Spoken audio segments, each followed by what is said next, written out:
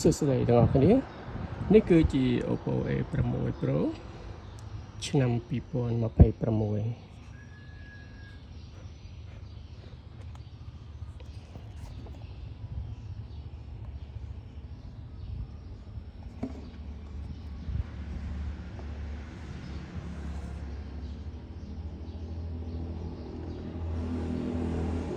សម្រាប់ឆ្នាំ2006នេះដែរ Oppo A6 Pro មានពណ៌បន្តិចមេឃបែបនេះគឺស្រដៀងទៅនឹង iPhone 17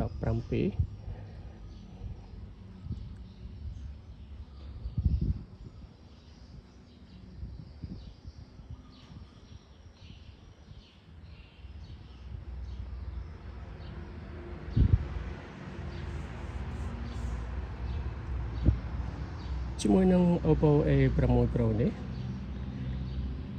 មានសមត្ថភាពថ្មរ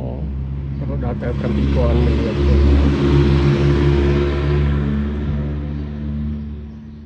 ដែលទ្រទ្រង់ការសាក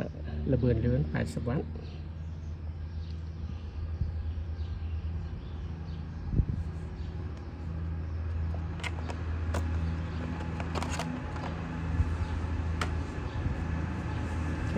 នេះគឺជារូបរាងផ្ទាល់ចាប់កាន់ផ្ទាល់ជាមួយ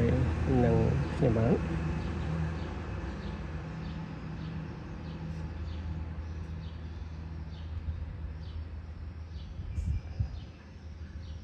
Oppo A6 Pro មានកម្រិតការពារទឹក IP69 ដែលការពារបានការពារជំនឿទឹកបានខ្ពស់ជាមួយនឹងការប៉ះពាល់នឹងធូលីដីបានល្អផងដែរនៅផ្នែកខាងស្ដាំនេះមានវ៉ូលីម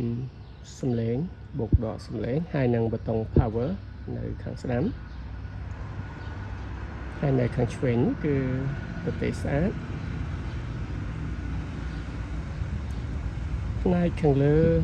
មានជាមួយនឹងមិចស្រូបសំឡេងខាងលើមួយហើយផ្នែកខាងក្រោមគឺភ្ជាប់ជាមួយនឹង USB-C ដែលសាកលឿន80វ៉ាត់ជាមួយនឹងថ្ម7000 មីលីអាំពែរម៉ោងហើយនៅខាងស្ដាំនេះគឺជា speaker ហើយនៅខាងឆ្វេងគឺជាកន្លែងដាក់ SIM ជាមួយនឹងរន្ធមិចខាងក្រោម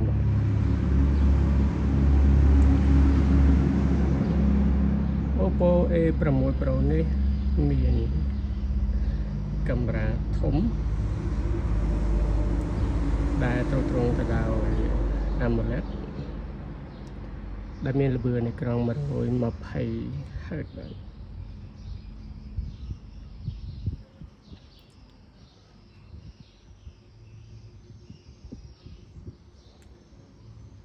ទៅពេលចាប់កាន់ផ្ទាល់គឺមានអារម្មណ៍ថាស្និទ្ធ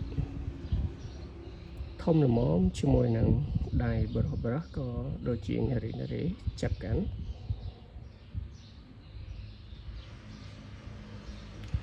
សម្រាប់ពណ៌គឺមានពីរពណ៌គឺមានពណ៌ផ្ទៃមេឃនេះមួយហើយនឹងពណ៌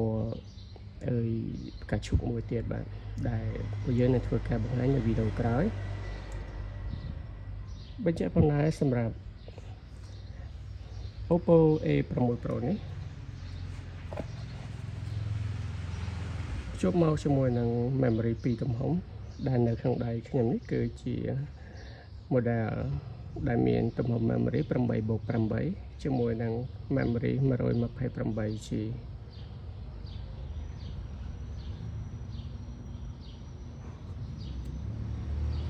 ហើយតម្លៃបច្ចុប្បន្ន